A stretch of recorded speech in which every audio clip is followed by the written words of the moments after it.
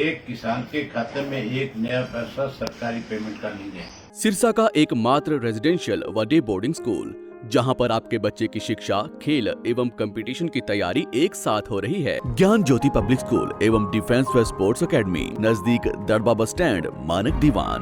9992571111 8929 551111।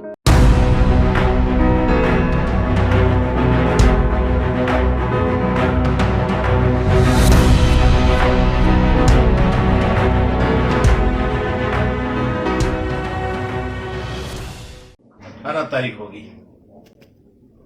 अब तक किसी एक किसान के खाते में एक नया पैसा सरकारी पेमेंट का नहीं है।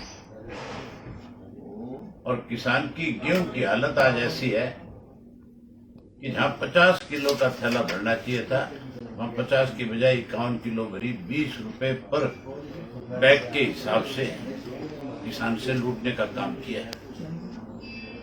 और कोई सरकारी खरीद नहीं हुई, मंडियां सारी खचाखच भरी हुई है।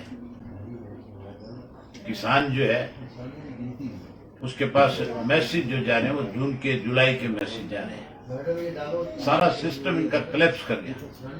ये जानबूझ करके सरकार में बैठे लोगों ने किया है ताकि किसान के सामने और ज्यादा परेशानी खड़ी हो। किसान को मजबूर कर रहे हैं कि वो सीधा मंडी में माल लाने की बजाय उसकी मंडी में खरीद ना हो, बार की बार किसान जो है कहीं अंबानी और अडानी के दलालों को बेच करके उनका स्टॉक भरने का काम करे।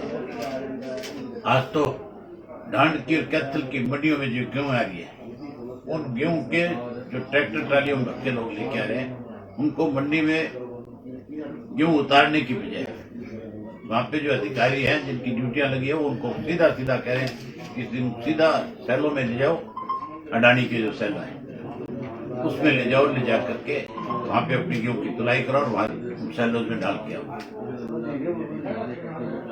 जहां किसान हितैषी होने का ढोंग कर रही थी, आज किसान परेशान हो रहे हैं। ये आपकी सरसा की आपकी अपनी मंडी है, आप यहाँ रोज मंडी में आते जाते हो, आप भी सारे खेती से जुड़े हुए लोग हो। आप में 50-60% ऐसे साथी हैं जो खेती पर निर्भर करने वाले परिवारों में पैदा हुए हैं। आपको एक एक चीज की जानकारी है। यहाँ किसान आज दुखी है, परेशान है। वहीं सत्ता में बैठे लोग जो कल तक जो किसान कृषि के 3 काले कानून को लेकर के आंदोलन कर रहे हैं, उनको कभी उग्रवादी कहते थे, कभी उनको आतंकवादी कहते थे, कभी उनको चाइना के स्पॉटेड बताया जा रहा था, कभी उनको मुट्ठी भर लोग कह करके हरियाणा का मुख्यमंत्री विशेष रूप से कहता था कि इस आंदोलन में हरियाणा का कोई किसान नहीं है। आज वही मुख्यमंत्री जो है मानवता की दुहाई देता है। वो मुख्यमंत्री आज अखबार के माध्यम से सारा दिन ये कह करके कि कोरोना की महामारी, इस कोरोना की महामारी से ये ना फैले, ना आगे ज्यादा बढ़े, इसके लिए मानवता के नाम पे कहता है कि किसान अपना आंदोलन वापस ले।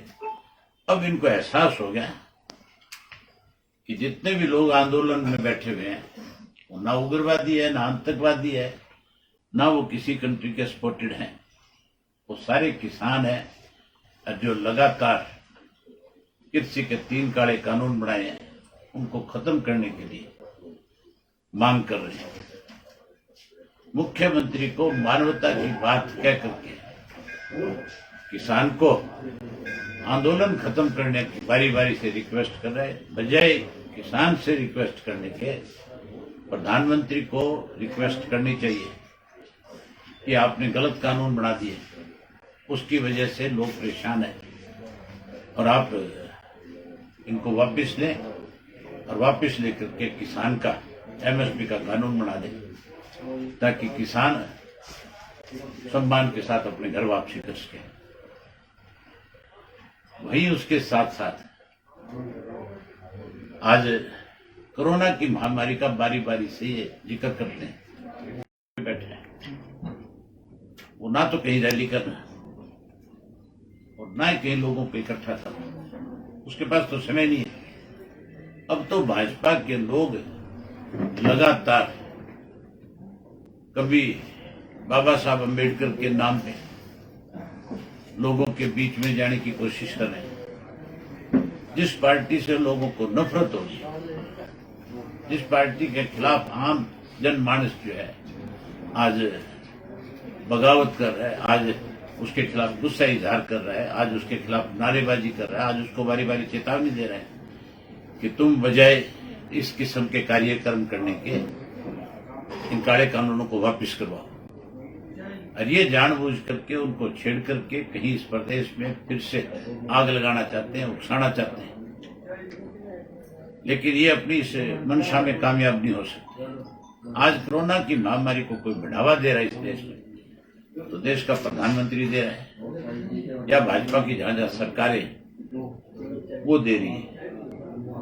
वो जानबूझ करके अपने कार्यक्रम रखती है, कार्यक्रम रख करके इस महामारी को बढ़ावा देने का काम कर रही है। इन सब के लिए दोषी अगर कोई है तो भाजपा की केंद्र की सरकार और प्रदेश की सरकार अगर किसान की गेहूं का उठान जल्दी नहीं हुआ, जल्दी पेमेंट नहीं करी, तो फिर इंडियन नेशनल लोकदल पार्टी जो है मंडियों के ताले भी लगाएगी और सरकार को इस बात के लिए मजबूर भी करेगी। संयुक्त मोर्चा ने आह्वान किया है जी कल रात को 1 बजे कि किसान ज्यादा से ज्यादा तादाद में बॉर्डर पे पहुंचे, सरकार खाली करवा सकती है वहां से बॉर्डर, ऐसी खबर छपी थी कल। सरकार की इतनी औकात नहीं है कि वो वहां से फोर्स के साथ उसको खाली करवा दे। अगर कहीं ये गलती करी सरकार ने तो बहुत बड़ा खामियाजा सरकार को भुगतना पड़ेगा। किसान जो है भीख नहीं मांगता किसी से, किसान कभी किसी का आगे झोली नहीं फैलाता। आज भी किसान जो है बॉर्डर पे बैठा है, वो कोई गलत डिमांड नहीं कर रहा। उसने जाकर के कब मांगा था कि तुम कृषि के कानूनों में सुधार करो। ये सुधार थोड़ा ही है, तो किसान को मारने का एक नया हथकंडा अपनाया गया।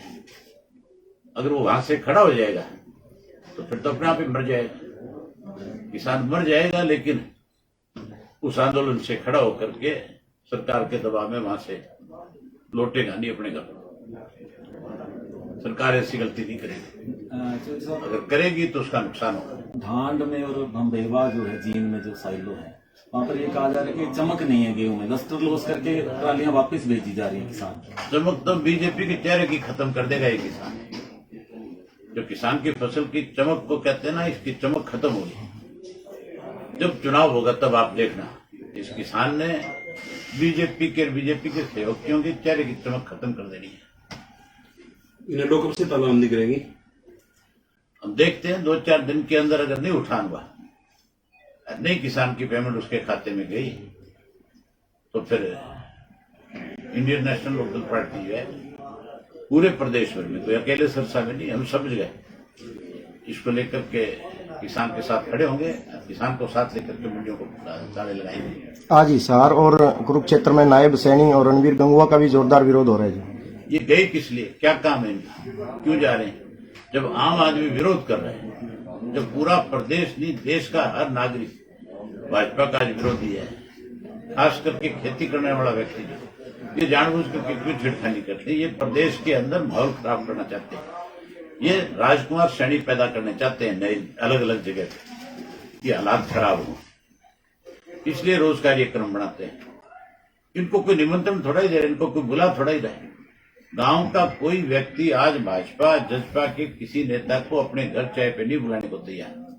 आज कोई अपने किसी घर में अगर समारोह है तो उसके लिए इनवाइट नहीं करता, क्योंकि गांव का भाईचारा है, गांव के लोगों ने तय कर रखा है, गांव के लोगों का एक फैसला है कि हम अपने गांव का माहौल नहीं खराब होने देंगे। ये जानबूझ करके माहौल खराब करने के लिए कार्यक्रम बना रहे, ये प्रदेश के हालात खराब करना चाहते हैं। मुख्यमंत्री जो है हर वक्त एक ऐसी सोच रखता है कि प्रदेश का भाईचारा खराब हो, प्रदेश का माहौल बिगड़े, तो रोज नए राजकुमार श्रेणी पैदा करना चाहते हैं इस प्रदेश में। सरसों और नरमा के भाव पे सरकार पीड़ित हो पा रही है। सरकार ने तो सरसों पिछले साल जब किसान लेकर के गया था तब क्यों नहीं खरीदे, तब कहाँ मर गए थे।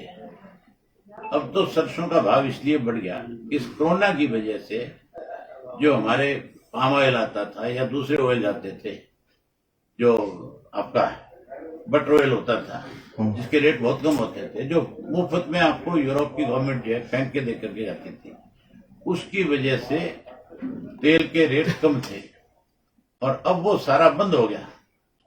बाहर से कुछ आ नहीं रहा, नहीं बाहर से आएगा तो फिर नेचुरल है कि सरसों के तेल के दाम बढ़े, उसकी वजह से सरसों के दाम बढ़े। जिस दिन उनका इंपोर्ट खुल जाएगा उस दिन दोबारा उसी तरह के हालात पैदा हो जाएंगे। मुझे पेट्रोल के दाम भी बढ़े हैं, उनकी निस्बत ये दाम कहाँ तक उचित है? अगर ये किसान के हितैषी है तो फिर इनको कृषि के तीनों काले कानून खत्म कर लेने चाहिए और डीजल और पेट्रोल के दाम जो बेहताशा बढ़े हैं, वैट हटा करके उसको बाकी दुनिया के अंदर जिस तरह से पर बैरल के हिसाब से, रेट के हिसाब से दाम बढ़ते और घटते, इनको भी करना चाहिए। दिल्ली में बैठे किसानों को उप मुख्यमंत्री पहले कांग्रेसी और इनेलो के बता रहे थे, लेकिन अब प्रधानमंत्री को पत्र लिखा है कि इनकी बात सुनी जाए और जल्दी से हल किया जाए, और पहले कहते थे ये कांग्रेसी और इनेलो के हैं। किसानों के बीच में जाने के लिए रास्ता निकाल रहे हैं। अगर किसान का हितैषी है, चौधरी देवीलाल का झंडा लगाता है, चौधरी देवीलाल की नीतियों की बात करते हैं, अगर सही मायने में चौधरी देवीलाल की नीतियों पर चलना चाहते हैं तो फिर बजाय किसी को पत्र लिखने के रिजाइन दे देना चाहिए। रिजाइन कोई एमएलए सीट से नहीं, इस सरकार से समर्थन वापस ले लेना चाहिए। सरकार चले गिरे वो एक अलग बात है, लेकिन चौधरी देवीलाल के प्रति जिस व्यक्ति का भी विश्वास है उनकी नीतियों के प्रति, वो कभी भी जो किसान के खिलाफ फैसले लेने वाले लोग हैं उनके साथ नहीं खड़े हो सकते। वो हर हालत में उनका विरोध करेंगे गांव में। लेकिन ये तो गिरवी रखे हुए हैं। आपने सुना नहीं था, अजय सिंह का एक बयान आया था, उसने कहा था कि दुष्यंत का इस्तीफा मेरी जेब में, और वो इस्तीफा लेके जेल चला जाता है। ये इस्तीफा नहीं दे सकते। जिस दिन इस्तीफा देने की बात आएगी उस दिन कहेंगे अजय सिंह की जेब में मजबूरी है, कहां से देंगे। तो आगे गांव में पंचायत चुनाव ड्यू हैं, वो करवाए नहीं जा रहे, मंत्रिमंडल विस्तार की बात हो रही है। मंत्रिमंडल का विस्तार भी नहीं होगा, ये भी केवल अपने एमएलए को रोकने का एक तरीका है। भाजपा में भी बगावत है और जेजेपी में भी बगावत है, और बहुत जल्दी ये बगावत जो है आपके सामने खुलकर के आएगी। जेजेपी एमएलए 15 दिन का कह रहे थे जी, लेकिन अब चुप है 1.5-2 महीने से। जेजेपी एमएलए देवेंद्र बबली कह रहे थे मैं छोड़ दूंगा विधायकी लोगों के लिए, किसानों के लिए, लेकिन अब 2 महीने हो गए चुप है। मंत्रिमंडल का दे दिया लॉलीपॉप। पिछले दिनों में दुष्यंत ने कहा था ना कि मैंने एक एमएलए का नाम अपनी तरफ से सरकार को दे दिया।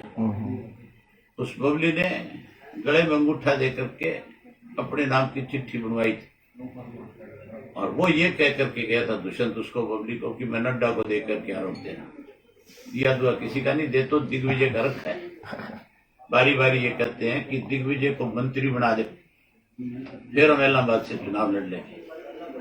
मैं चाहता हूं ये बात कि दिग्विजय को मंत्री बनाया जाए जरूर, और बना करके यहां से चुनाव लड़ाया जाए, ताकि एन अच्छी तरह से इस बात का लोग फैसला करते हैं कि ये चौधरी देवीलाल की नीतियों पे कितना चलने वाले लोग हैं। ये तो दिग्विजय को बनाना चाहता है मंत्री, ये किसी और को नहीं बनाना चाहता। दिग्विजय को इसलिए बनाना चाहता है कि अगर दिग्विजय को मंत्री नहीं बनाया तो दिग्विजय ही खेल खिंडा देगा इनका साथ।